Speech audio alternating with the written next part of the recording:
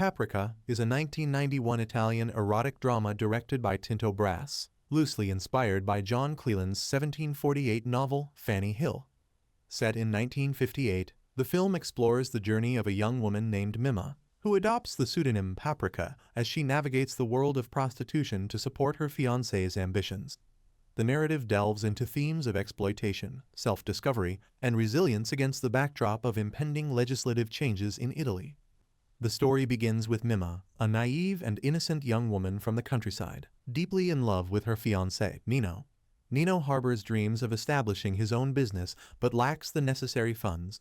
Driven by love and a desire to help him, Mima makes the difficult decision to enter the world of prostitution temporarily, aiming to earn the money Nino needs. Mima arrives at a high-class brothel managed by Madame Colette, a sophisticated and experienced woman who oversees the establishment with a firm yet caring hand. Upon her arrival, Mima is introduced to the other women working there, each with their own stories and reasons for being in the profession. Despite initial reservations, Mima is determined to go through with her plan. Madame Colette assigns Mima the working name Paprika, inspired by a spicy dish they share during her first meal at the brothel. This new identity symbolizes her transformation from an innocent girl into a woman embarking on a journey of sexual exploration and financial independence.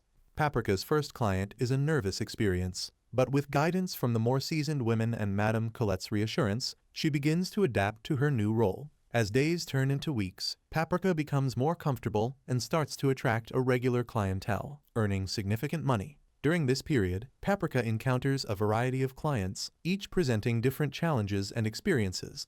Some are kind and gentle, while others are demanding and rough. Through these interactions, she gains insight into the complexities of human desire and the diverse personalities of the men who visit the brothel. Despite her success, Paprika remains focused on her goal of supporting Nino. She regularly sends him money and eagerly anticipates the day she can leave the brothel and start a new life with him. However, as time passes, Nino becomes increasingly distant, and his promises begin to ring hollow. One day, Paprika receives a letter from Nino, stating that he has found another woman and no longer needs her assistance. Devastated by this betrayal, she confronts the harsh reality that her sacrifices were in vain. Heartbroken and disillusioned, Paprika decides to leave Madame Colette's establishment, seeking a fresh start. Paprika's journey takes her to various cities and brothels, each with its own unique environment and clientele. In one establishment, she meets Rocco, a charismatic and ambitious man who becomes infatuated with her. Rocco introduces Paprika to a more hedonistic lifestyle, involving her in lavish parties and extravagant events. While with Rocco, Paprika experiences a whirlwind of emotions, from exhilaration to emptiness. She begins to question her choices and the path she has taken, longing for genuine connection and meaning in her life. The superficiality of her surroundings becomes increasingly apparent, leading her to feel isolated despite being surrounded by people. As Paprika continues her journey, she encounters a series of influential men who offer her wealth and status in exchange for exclusive relationships. One such man is Count Bastiano, an older, affluent gentleman who becomes enamored with her beauty and charm. He proposes marriage, promising her a life of luxury and security. Seeing an opportunity to escape her current lifestyle, Paprika agrees to marry Count Bastiano. However, on their wedding night, the Count passes away, leaving her a widow.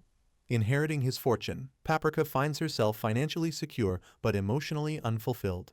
Throughout her experiences, Paprika grapples with the societal stigma attached to her profession and the internal conflict between her desires and the expectations placed upon her. She reflects on the loss of her innocence and the transformation she has undergone since leaving her rural home.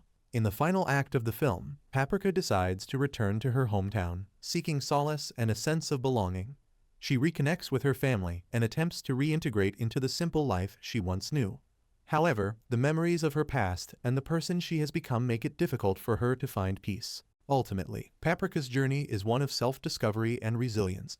She learns to navigate a world that often seeks to exploit and define her, emerging with a deeper understanding of herself and the complexities of human relationships. The film concludes with Paprika standing at a crossroads, symbolizing the uncertainty and potential of her future.